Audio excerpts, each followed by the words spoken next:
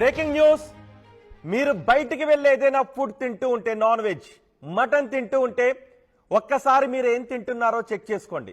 ఎందుకంటే బెంగళూరులో 14,000 కిలోల కుక్క మాంసం బయటపడింది ఒక హోటల్లో. రాజస్థాన్ నుంచి బెంగళూరుకు కుక్క మాంసాన్ని తరలిస్తున్న ముఠాను పోలీసులు పట్టుకున్నారు.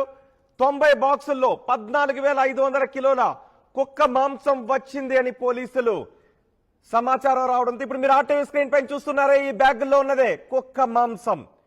హోటల్ కి సప్లై చేస్తున్న కుక్క మాంసం. ఇది మటన్ పేరుతో హోటల్స్ కి సప్లై చేస్తున్నారు. మటన్ ప్రియులు భయభ్రాంతులకు గురయ్యే కుక్క మాంసం. బహుశా హోటల్లో తిన్న వాళ్ళందరూ ఇప్పుడు ఒక రకమైన భయాన్ని వ్యక్తం చేస్తూ ఉండొచ్చు. ఇంకా ఈ మాంసం ఎక్కడెక్కడ ఏ హోటల్కు వెళ్ళిందో పూర్తి స్థాయిలో ఆరా తీస్తున్నారు. అంతేకాదు మన పక్క రాష్ట్రం కర్ణాటకకు 1000 కిలోల కుక్క మాంసాన్ని సప్లై చేశాడు అంటే ఇంకా ఏ రాష్ట్రాలకు సప్లై చేశాడు, తెలుగు రాష్ట్రాలకు కూడా బహుశా సప్లై చేశాడా, ఈ కోణంలో కూడా పోలీసులు ఆరా తీస్తున్నారు. ఇప్పుడు మీరు ఆర్టీవీ స్క్రీన్ పైన చూస్తున్న ఈ బ్యాగుల్లో మటన్ పేరుతో హోటల్స్ కు కుక్క మాంసాన్ని తరలిస్తున్నారు.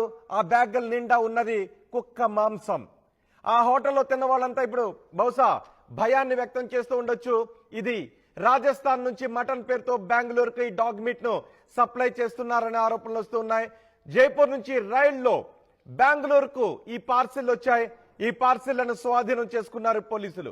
మొత్తం మీరు ఆర్టీవీ స్క్రీన్ పైన చూస్తున్న 90 బాక్సుల్లో 14,500 కిలోల కుక్క మాంసాన్ని సప్లై చేశారు అనే ఫిర్యాదులు వచ్చాయి.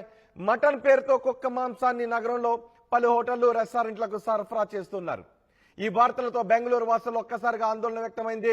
ఫుడ్ ల్యాబ్స్ లో శాంపిల్స్ ను పరిశీలించిన అధికారులు మేక మాంసం అని తేలిందని చెప్తున్నారు. కర్ణాటక హోమ్ మినిస్టర్ కూడా మేక మాంసాన్ని తేలిందని చెప్తున్నారు. కానీ అది కుక్క మాంసం, మేక మాంసం అని చెప్తున్నారు.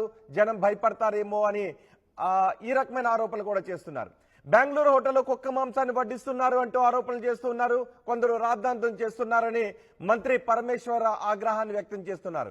మేక మాంసాన్ని కుక్క మాంసం అని చెప్పి కొందరు కావాలని రాద్ధాంతం చేస్తున్నారు అంటూ హోంమంత్రి చెప్తున్నారు.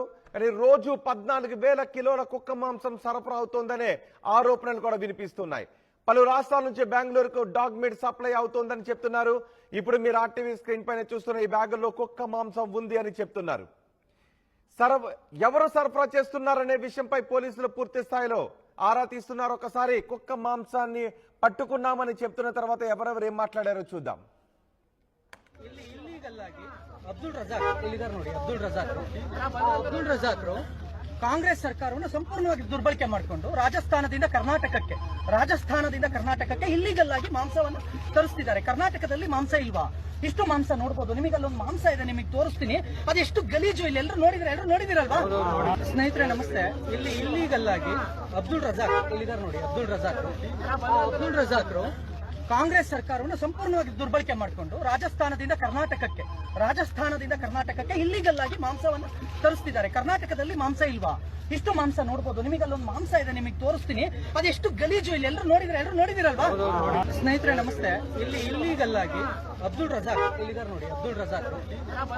ರಜಾಕ್ ಕಾಂಗ್ರೆಸ್ ಸರ್ಕಾರವನ್ನು ಸಂಪೂರ್ಣವಾಗಿ ದುರ್ಬಳಕೆ ಮಾಡಿಕೊಂಡು ರಾಜಸ್ಥಾನದಿಂದ ಕರ್ನಾಟಕಕ್ಕೆ ಇಲ್ಲಿಗಲ್ ಆಗಿ ಮಾಂಸವನ್ನು ತರಿಸ್ತಿದ್ದಾರೆ. ಕರ್ನಾಟಕದಲ್ಲಿ ಮಾಂಸ ಇಲ್ವಾ? ಇಷ್ಟು ಮಾಂಸ ನೋಡಬಹುದು. ನಿಮಗೆ ಅಲ್ಲೊಂದು ಮಾಂಸ ಇದೆ, ನಿಮಗೆ ತೋರಿಸ್ತೀನಿ. ಅದೆಷ್ಟು ಗಲೀಜು. ಇಲ್ಲಿ ಎಲ್ಲರೂ ನೋಡಿದಿರಲ್ವಾ?